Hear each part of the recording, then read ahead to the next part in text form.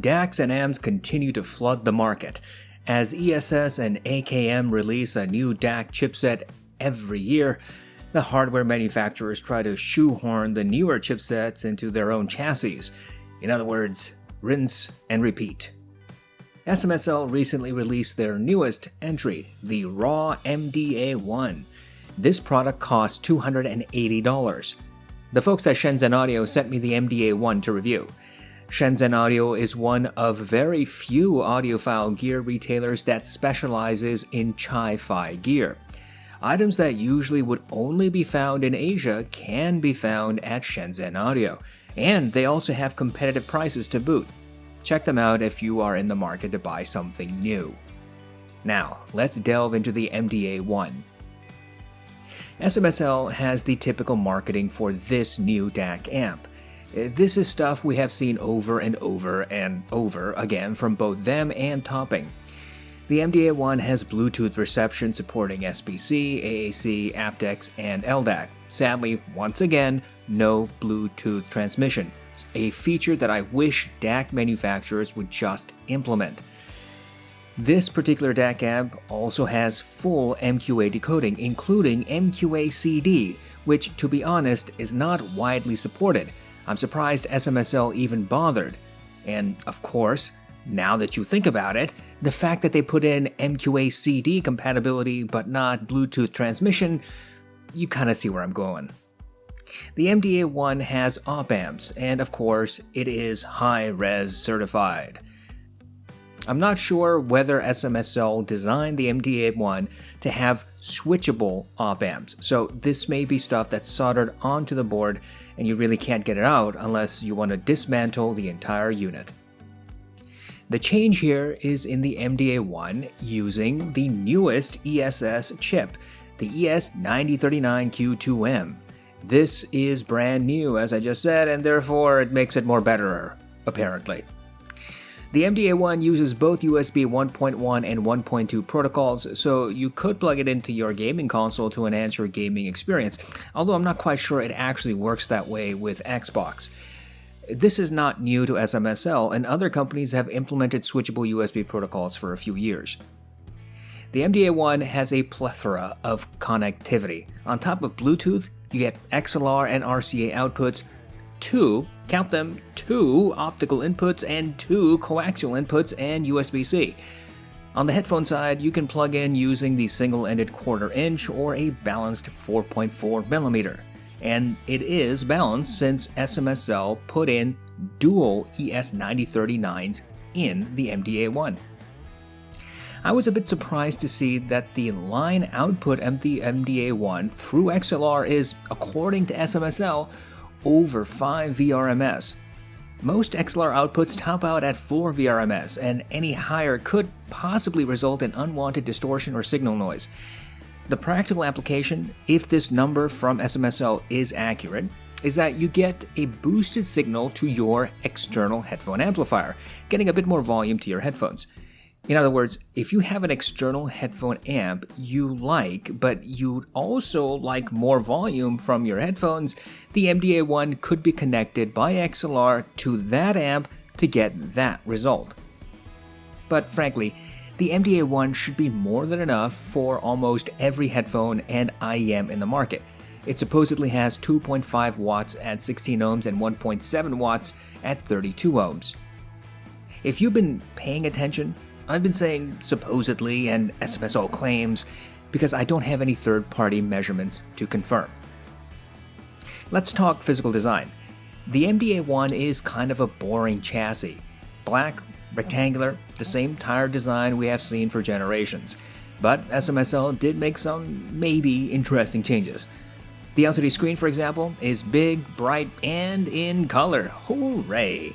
Finally, we have a DAC screen that is easily legible. And check this. Finally, a company has decided to put the volume indicator front, center, bright, and big. In fact, that volume indicator is the biggest item on the LCD screen on the MDA1. Oh my god. You have no idea how happy this makes me. For years, I've been complaining about these companies for nonsensical reasons putting the sample rate as the biggest item on their screens. Who cares? Making the volume the eye-catching item on a color screen is the right thing to do. It's about user convenience, and I'm very glad SMSL went this direction. About time. I'm also happy to see that they made a small but good change to the volume knob. It is concave, meaning it bows inward. It's unique. That knob also doubles as the menu toggle and selector, as well as the power shutdown. The MDA1 sits squat and sturdy on a desk, does not move easily when all 4 feet are on the table, and takes up minimal space. All in all, SMSL, I think, hit this right out of the park. The feature set is robust. The physical design, though not groundbreaking, is different in some good ways. For every DAC or amp review, I conduct the same tests. Simply listening and making judgment calls is not enough, as subjective impressions alone can be incredibly misleading. On the other hand, looking just at measurements can give a false sense of knowledge when you have not actually used the device. I combine measurements, when available, with subjective listening impressions, but I make my listening tests as repeatable and science-backed as I can. This is why I rigorously conduct A/B comparisons, explain what I did, and encourage others to do the same. To that end, I tested the MDA1 in multiple phases. In Phase 1, I used the MDA1 as one of my go-to devices for almost 2 months. I plugged it into my desktop and laptop, so I listened to high-resolution lossless files, streamed lossy content, and consumed a variety of other materials. I used numerous headphones and IEMs through both the balanced and single-ended outputs. The idea in this phase was to determine if the device exhibited any odd behavior, incompatibility, or defects through regular use.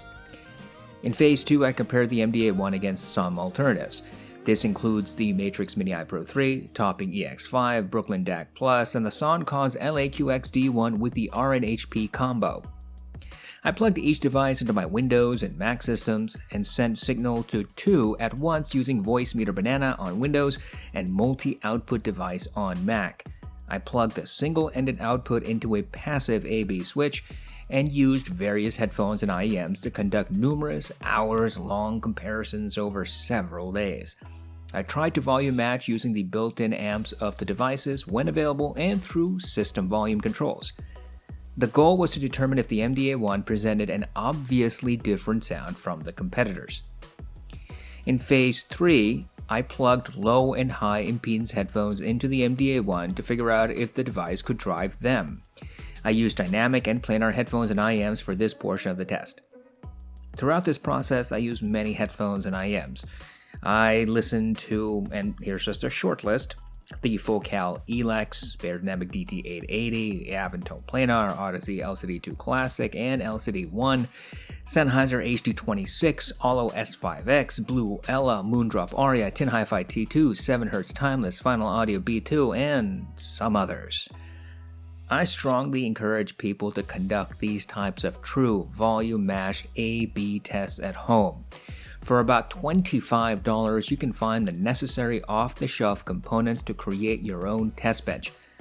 If you want less reviewer and fanboy BS, I think you need to establish a reliable, repeatable testing method that mitigates against audiophile nonsense. That's why I created years ago a video explaining how you too can create your own test bench for under $25. Let's delve into the results of the tests. In Phase 1, as I said, I used the MDA1 as my daily driver. The goal was to see if it exhibited any odd behavior. The simple answer is, well, it worked perfectly. I did not need to download any drivers. The MDA1 is plug and play with both Windows and Mac. The coaxial and optical inputs are also problem-free. Furthermore, after several hours of constant use, the MDA1 never got hot, at least not on the top shell. It did get warm, but I could place my hand on the device without any discomfort.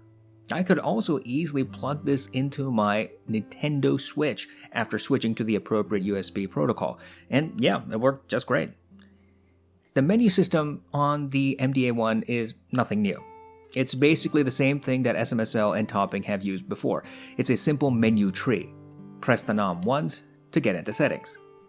The settings allow you to manually select inputs and outputs, PCM filter, gain, one of the numerous sound colors, more on that later, and you can decide how you want the pre-output to function.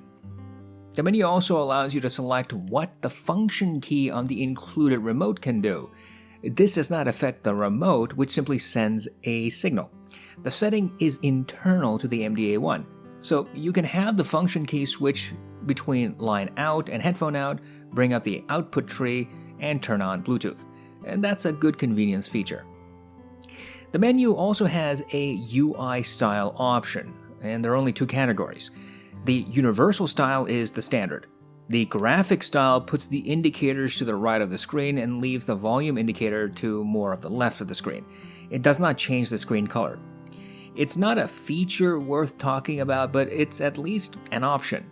It would be great if SMSL released a few more UI styles, but I'm betting they won't.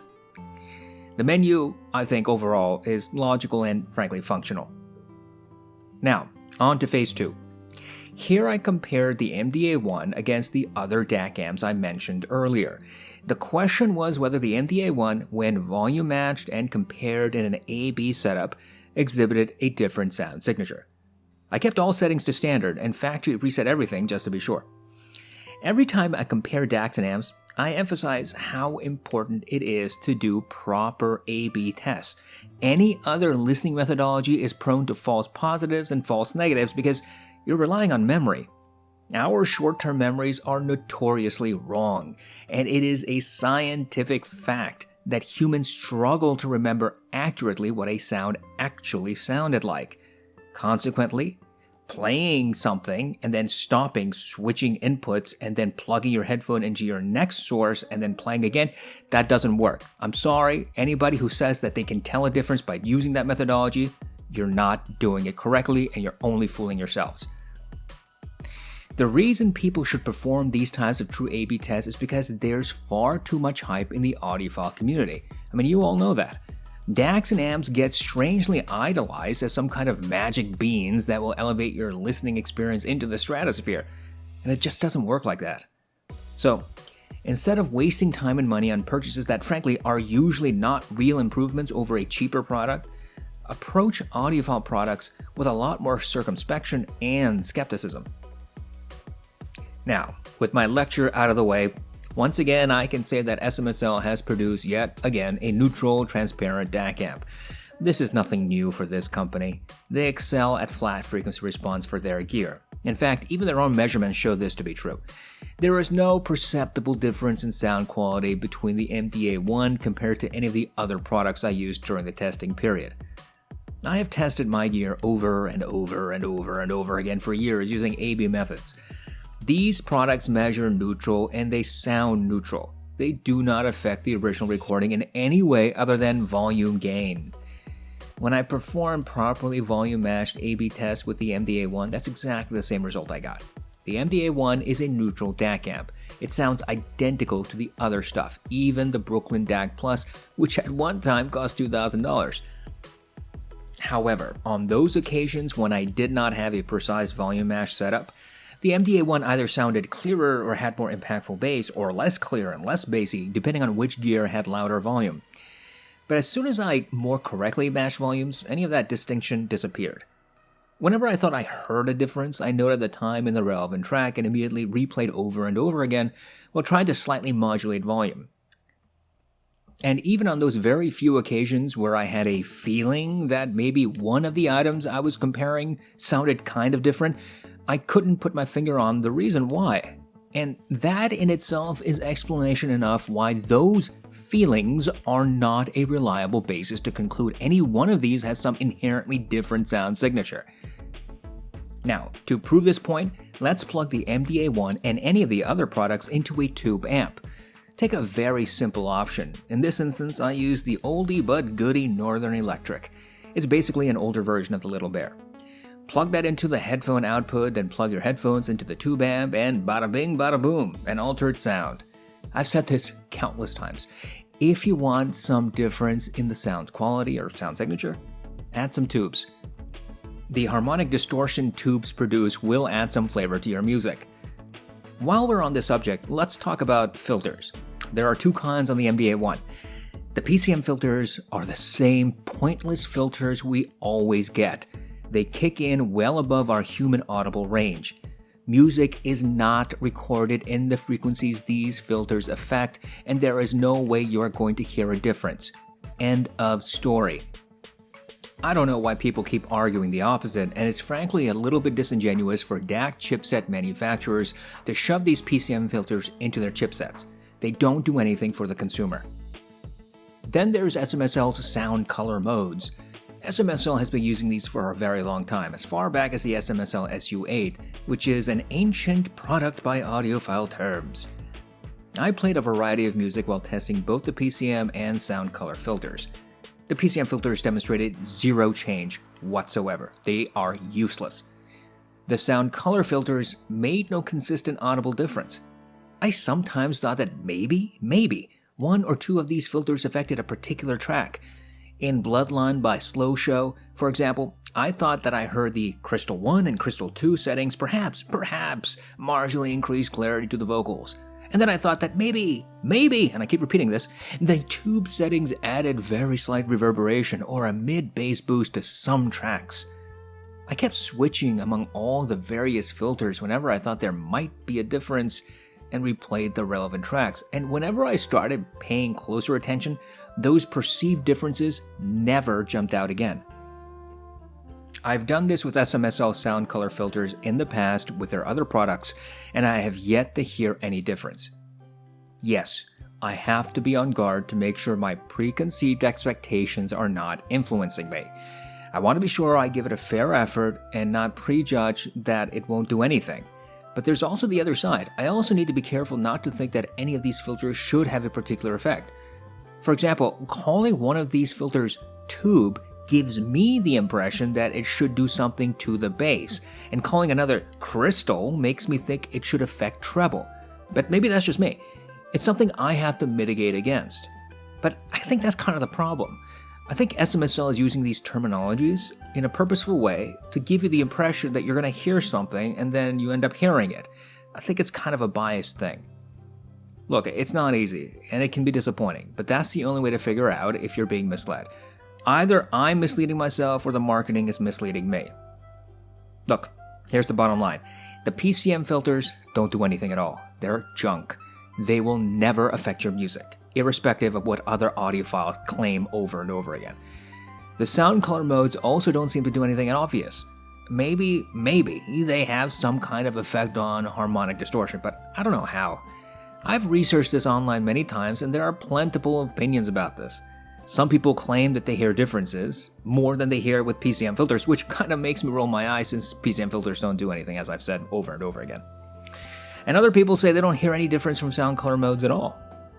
Look, until SMSL is clear about what their sound color profiles are actually doing, I'm not about to fall for audiophile mumbo-jumbo. Even if there is somewhat of a difference in these color filters, it's simply not enough. It's not obvious, and that is a problem. If it's very subtle to the point of inconsistent or imperceptible, then it is not a buying factor. You will get far better results just using EQ. Finally, let's briefly talk about Phase 3. This is where I tried a variety of headphones and IMs to see if the MDA1 struggled to drive any of them. The answer is no. They all worked perfectly well, and everything, except perhaps the argons, seemed to get plentiful power for peak performance. My large LCD headphones, the Avantone Planar, the 600-ohm Beyerdynamic T1 2nd Gen, they all sounded great on the MDA1. The argons did not seem to get sufficient power for peak performance even with high gain, so there is that caveat. As for IMs, look, no IM needs 2 watts of power, let alone what MDA1 has to offer. All your IMs will work just fine on this DAC amp.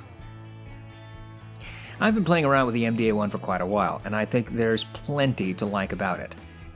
There are some subtle design changes, and the big alteration is really to the LCD layout. I'm a big fan of that particular aspect. The MDA1 has enough power to drive almost any headphone and all IMs in the market. It has nearly every kind of connectivity you could want. You can pair it with your gaming console as easily as you can with your PC. The MDA1 has a neutral sound, which is exactly what it is supposed to do. It sounds as great as products that I've compared against. A few years ago, when the EX5 came out and I was super stoked about it, it cost $350. And frankly, I thought that price for that product really brought a ton to the table. And now, the MDA1 has outdone the EX5. This is, without doubt, the EX5 replacement for price-to-price performance and features. If you already own the EX5, then I don't see a reason to buy the MDA1 as well. But if you need the connectivity and features set of the MDA1 and you don't have a DAC amp which covers those desires, then I think the MDA1 is a very good option. I think the MDA1 is a brilliant addition to the market, and I'm really happy that SMSL is finally making some changes to their products. It's not a huge difference, but any difference at this point is welcome. Now, SMSL, this is what you need to do. Create an application for the Mac and Windows that connects with your DACs. Allow for EQ, allow for adjustment through playback. That is the next generation.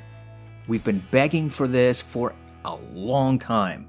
Please put some muscle behind that idea.